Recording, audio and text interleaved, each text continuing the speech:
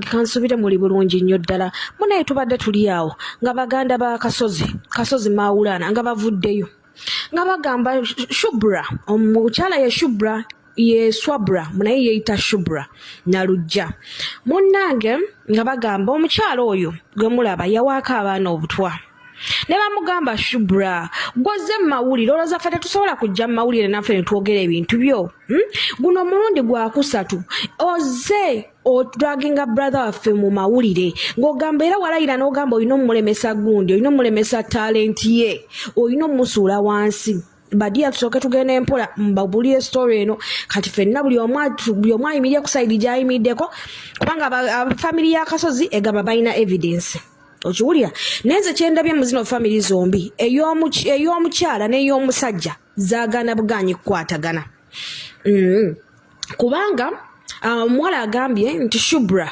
we wali osula Kasozi yali asasula oba 1.5 mbwe nyumba yali ya bbeeyi Shubra nga talina mulimu nga takola ng'omusajja amusasulira ng'amuleeta emmere nga yamulekamu enyumba ng'agisasula mbu Kasozi yali ennyumba asigadde agisasula ebbanga lyonna mbu Shubra yakeera bukeezi ku makya bagenda okujja okuleeta ebintu nga wano gamba bakoze shopping baleeta ebintu nga yavuddewo yasenguse n'agenda Kasozi ekisooka mbu yali nga amukwata n'abasajja mbu oba mu nnyumba eyo gye yali amupangisiza n'embu ng'ebyokulya amuleetera nga aleetera abaana engoye buli kimu nga ne baganda b'omulenzi bakwata ebintu ne babitwalayo agambye Shubra ffe watuvumaavuma family yaffe wagivumaavuma wavuma buli omu naga mugende bwamma mulowooza nti byetwogera bikyamu mugende Shubra we yali apangisa erungujja simanyawa agambye erungujja simanyawa n'agamba Shubra njagala oveeyo ogamba otulage receipts z'eddwaliro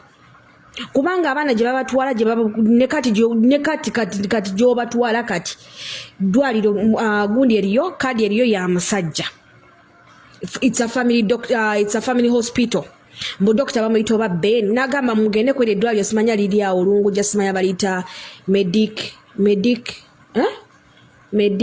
medical center mugende ewo mubuuze Dr. Ben n'agamba n'ekirala Shubra bwe yali azaala abaana ebyagala mu tebamulabirya abaana bwe yali abazaala yabazaalira mu private hospital Kibuli yabazaalira Kibuli naye mu private ward omu basasula oba 2 something omulala basasula simanya 2 what bwe bityo bagenze bamentioninga ssente n'agamba bw'aba agamba nti si bituufu receipts tuziina n'amugamba Shubra vaayo ogamba abantu nti bunaku badde bakuweereza emitwalo 3 ku mitwalo 4 paka nakati bwe waviiriddeyo mu mawulire babadde bakuweereza sente nga zijja ku mobile money aziteba badde nga Kasozi yaziweeza kubanga message abadde tazisimula mu mwezi ffe tuziina kati gwe vaayo olaga abantu nti obadde tofuna ssente ezo ffe naffe tuleeta obujulizi nti obadde ofuna ssente buli lunaku emitwalo 3 ku mitwalo 4 ne bamugamba Shubra wali wagwa eddalu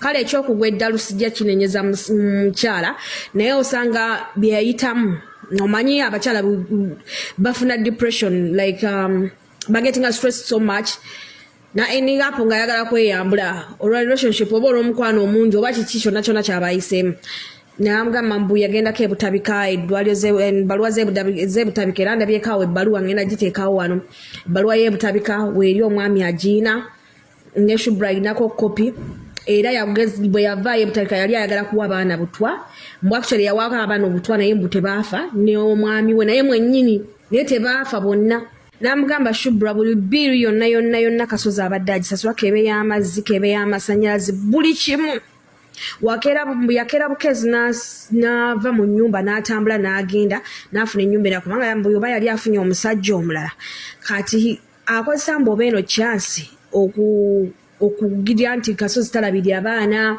naye nga Kasozi abadde amuwa ssente nakati up to date just because nti Kasozi bulijjo tayagala kuvaayo mu mawulire ng'omukazi amuleka najja n'ayogera byayogera ne beesootinga nga famire bagamba omanyi mutuule mwogerezeganye naye ku luno famire egamba ekisusse guno omulundi gwakusatu emyaka 3 baayawukana dda naye omukyalo ono buli bwagira nga avaayo mu mawulire mutebalabirya mwana tebakola ki agambye aveeyo alage receipts z'amasomero z'abaana nazo mbu baziina receipts z'amasomero g'abaana Omukyala yagambye abaana tebasoma, abaana tebalina fees. Azifumbuye abadde abaweerera. Bannaye kati oba guno omusango tugenda gusala tutya? Simanyi. Omusango gunsobedde simanyi we tugenda gusala kubanga nasose n'endowooza oba omukyala yali ku side entuufu naye ate bw'owuliriza ne stories z'abawala. Akuba nti bamulamu abo nabo bannaage. Mpiso teyeesigamwa. Naye katulinde nabo baleete evidence. Manyi bagamba tosala gwakawanga tolira gwaki gwakalenzi.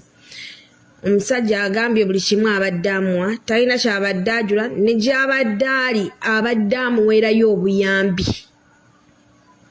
Ne gy'abadde ali abadde amuweerayo obuyambi naye mbu just omukazi ye yamugamba ngenda kukulemesa ngenda kukola buli ekisoboka nkuteeke wansi kariya yo ngiteeke wansi ngimalewo. Ne baganda family ya Kasozi ewoninze Bukedde TV nega Bukedde TV va mu nsonga zino oba si ekyo yimuka ojje tukuwe evidence era omala ogenda erungujja ku ddwaliro gye batwala abaana nga balwadde bakulagaani asasula bills.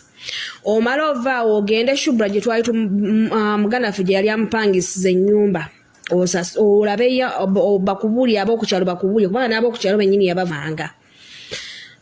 Bannaye guno omusango genda kubeeramu muzibu muuko.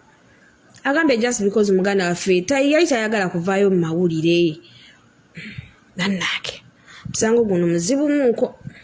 Lwakuba ne bamulamu bano nze si beesiga bamulamu mpeso teyeesigamwa. Tumanyi kyo babakola blackmail. Basooke batuwe ku receipts. Baziteeke wano ku social media kubanga ebintu byazze dda mu media tebikyaddayo. Baziteeke wano ffe tutambuze omulimu gwaffe. Kubanga ate nabo wetunaga nti bawolezi tebannaba tulaga receipts. Basooke batulaga receipts. Tuwoze bulungi nnyo omusango nga tumanyi nti gwe tuwoleza yoyo. Naye nga muli mutya bantu bange kansubire muli bulungi nnyo ddala. Munaye tubadde tuli awo nga baganda ba